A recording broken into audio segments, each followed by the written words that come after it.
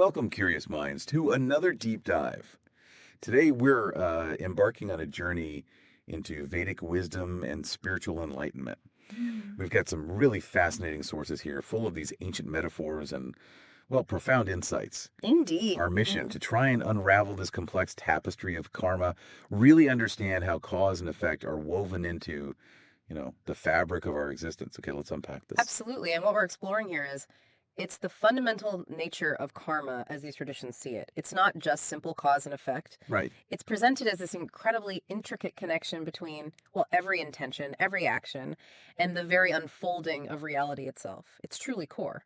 I was really struck by the poetic language, the metaphors our sources use for karma. One that jumped out immediately talks about delicate silk threads weaving an intricate pattern. Yes, reflecting the labyrinth of past actions. Beautiful imagery. Exactly. And then it continues saying, the celestial loom of creation weaves the fabric of time, with every thought and deed a thread. Hmm. How do these powerful images help us grasp karma beyond just, what goes around comes around? Well, what's fascinating here is how these images give us agency, I think. They suggest these ancient stories aren't just happening to us, Hmm. but through us. Every single thought, every action, conscious or not, is like a thread you're actively adding to this huge evolving pattern. Okay. The key insight isn't just that actions have consequences, it's that you are, in a way, continuously weaving your own reality, your Yeah. current situation.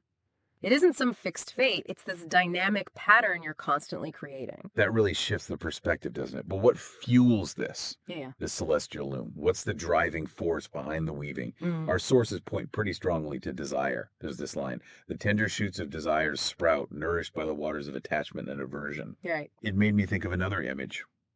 A lone traveler walks the path of Dharma, leaving footprints of karma in the sands of time. It paints such a vivid picture. And these are just, pretty words. They really pinpoint the mechanism. These tender shoots of desires, it signifies how even subtle longings, Mhm. when you feed them with attachment, that clinging to certain outcomes or aversion, resisting what is, they grow into powerful motivations. I see. And this compulsion then drives our actions, those footprints, even when we believe we're on the path of Dharma. You mentioned Dharma there. For listeners maybe not fully familiar, how does one's sort of purpose or righteous action fit into this karmic weaving? Is karma just about good deeds versus bad deeds? That's a really important distinction. So, Dhamma here often refers to living in alignment with your true nature or maybe the cosmic order. But the surprising thing is, Mhm. even when you're acting righteously, according to your Dharma, those actions still create karmic footprints. Karma isn't just a cosmic scorecard of good versus bad. Okay, not just judgment. No. It's more about the inherent nature of every action and the energetic imprint it leaves behind. It's described beautifully as the cosmic dance of karma, this like majestic ballet of free will and destiny. Our desires deeply influence the path we end up walking. Wow, that sounds like a really complex dance to navigate. But there seems to be a way through. The sources mention a radiant beam of self reflection illuminates the heart, dispelling the shadows of ignorance. Hmm. So, how does self reflection help us find this delicate balance of karma, especially if the universe itself is seeking harmony? Well, this raises a really fundamental question, doesn't it? Self reflection is pivotal. It's the tool that allows you to observe the intricate workings of karma in your own life. Right, to see the threads. Exactly. By consciously watching our motivations, our actions, we gain clarity. We start dispelling that ignorance. It's about becoming aware of the patterns we're weaving. This awareness then allows for conscious action, where we try to align our will with that broader harmony instead of just reacting blindly to desires. Okay, now here's where it gets really interesting for me, because the Bhagavad Gita offers this profound teaching. And honestly, it might seem counterintuitive to how most of us operate day to day. Go on. It says, Egat poets, Egat candors, Egat tor, Egat ram, Hegabopoids. A pivotal verse. And the translation is just as striking. You have a right to perform your prescribed duties, but you are not entitled to the fruits of your actions. This feels, well, radical. A total departure from focusing on results. Can you unpack the essence of this teaching? Absolutely. This teaching is just central to liberation from that cycle of attachment we talked about. It's definitely not about apathy or, doing things poorly. Right, not about not caring. Not at all. It emphasizes performing your duties, your actions with diligence, with full engagement, with excellence, even.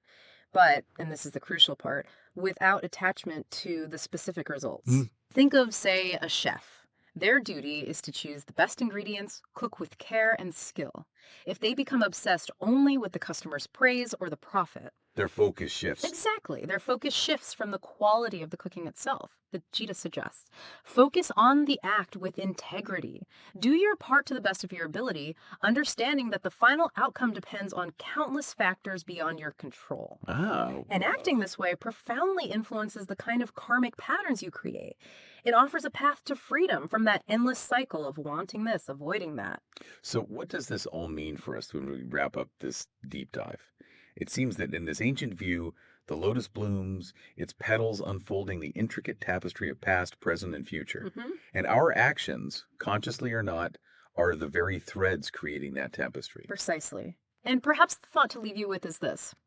How might this ancient wisdom, this focus on performing your best actions without being hooked on the specific outcome, how might that reshape your approach to the challenges, the choices you face in your own life? It's worth considering, the long-term patterns that your daily deeds, your thoughts, your intentions are weaving into your own unique tapestry.